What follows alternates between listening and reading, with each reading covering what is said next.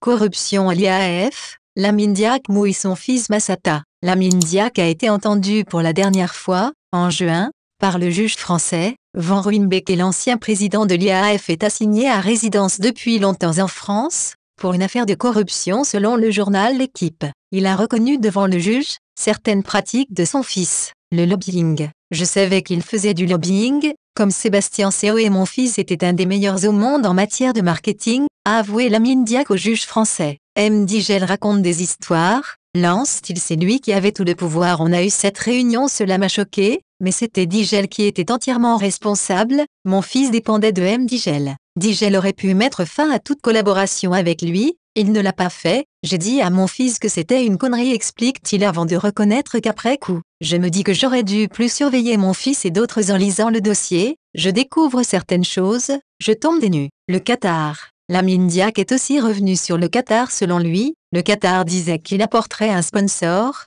la Qatar National Bank, qu'il allait faire des pistes d'athlétisme dans plusieurs pays et payer des primes aux athlètes à la place de l'IAAF. Moi, j'étais pour Londres, j'ai donc demandé à Sébastien Seoé d'appeler le ministre britannique pour qu'il prenne en charge les primes des athlètes pour gagner. Doha était persuadé qu'il allait gagner puisqu'il allait apporter la Qatar National Bank 30 millions d'euros, payer les athlètes 7,5 millions et créer 12 pistes avant le vote. Le Qatar ne s'est pas proposé pour 2019, il voulait 2017. J'aurais pu dire au moment du vote qu'on réservait 2019 aux perdants, mais le Qatar n'en voulait pas. L'émir. Dans son face-à-face avec le juge Van Ruymbeck repris par le journal, le Sénégalais a parlé de sa relation avec l'émir du Qatar. C'était un ami, un mordu d'athlétisme, mon fils, du temps d'ISL, société suisse de marketing sportif. Était le accent aigu à Doha où il s'était occupé du premier tournoi de tennis et il a découvert que l'émir était passionné d'athlétisme. Il le connaissait un jour, l'émir m'a invité à passer une journée en famille dans le désert. Lui, j'aurais pu lui demander de payer des primes, etc. C'était bien avant, il y a longtemps avant son abdication. L'émir était malade.